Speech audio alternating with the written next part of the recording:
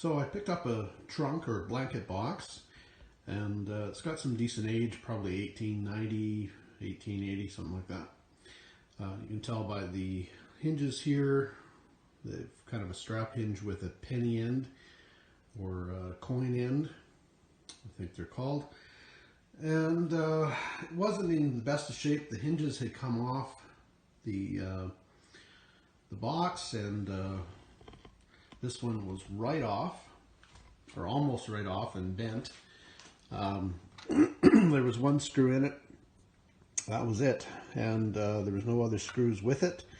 So I had to scrounge up some screws. First of all, I straightened out the hinge though. This was bent up like so. But yeah, I needed to scrounge up some screws. So I have been saving and going through hardware and such. I end up coming across slot screws, which I gather up into the same type and then just bag and put out for sale. But they're handy to have around to save if you need them.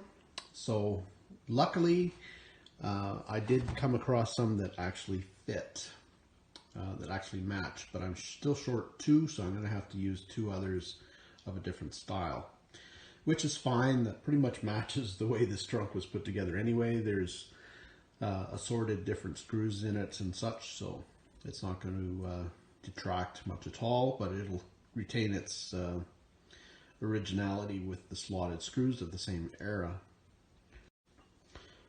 So you may have noticed the matches on the table, and no, I'm not going to burn the thing. I'm actually going to use the wood matches to plug the bad holes. The holes are stripped out. So what I'm going to do is add some glue to the matchstick. In this case, I'm using Gorilla Glue, and going to stick the match stick in the hole. Put that in there, and then plug the hole basically.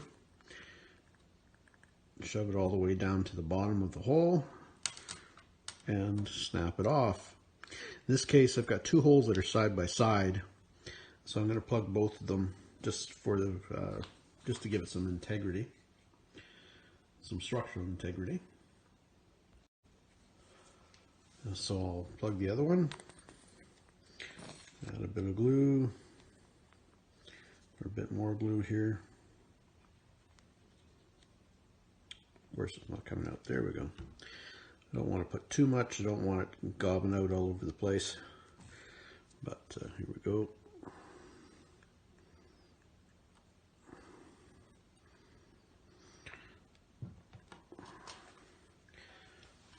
This one's going to be a little tougher. Probably break off the tip before you play with the matches. In this case, these matches are toast. They don't actually light. So I was just saving them for this particular kind of purpose. There we go. There's one. We'll get another one here plugged up.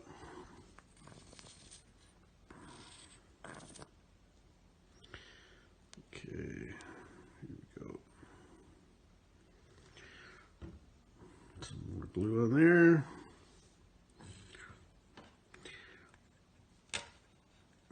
And break it off level.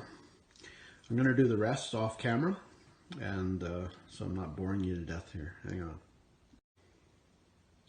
So if it doesn't break off cleanly, just take a knife and cut them flush right there.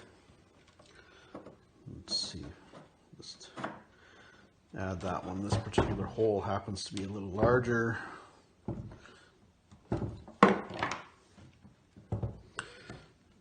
Press them down. Anyway, it's just to take up the slack in the holes that was left when the screws pulled out. So here we go. This one we'll put back in place. This one I probably didn't need to plug the hole, but might as well make it a little stronger. That's going in. There we go. So there's one. And you'll notice they'll end up going in a lot tighter than they would have.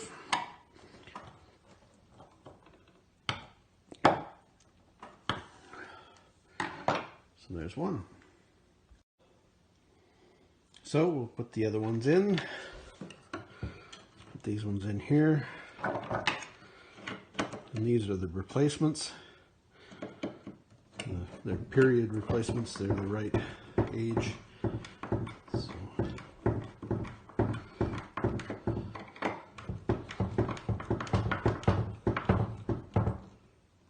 And they're going to seem a little loose, but once the glue dries, they should hold up.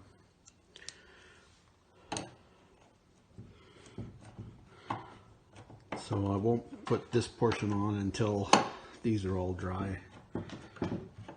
But they're a lot tighter than they were.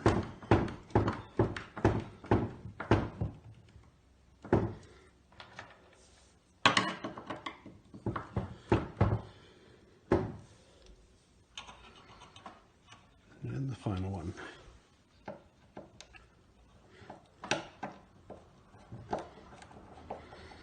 So yeah, instead of them pulling out, they should stick in there fine. Once the glue dries overnight, it should be all right. Anyway, that's it.